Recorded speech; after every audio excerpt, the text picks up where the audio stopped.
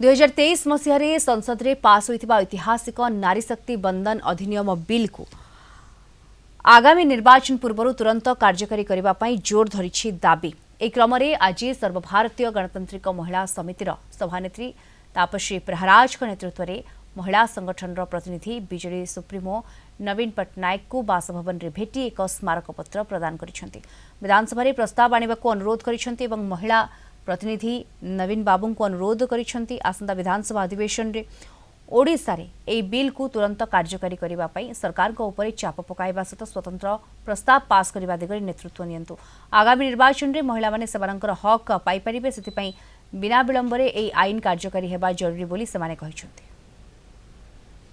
जो महिला संगठन एवं महिला आंदोलन संगे संपृक्त समस्ते एकाठी होगी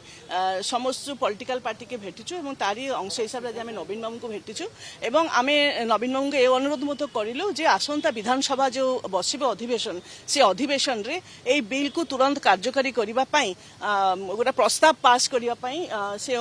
नेतृत्व नियंतु कहीं ओडिशा महिला मान संरक्षण क्षेत्र में नेतृत्वकारी भूमिका नहीं एवं आगामी दिन में महिला संरक्षण बिल तुरंत केमपटी कार्यकारी हम से विषय से पदक्षेप नियंतु।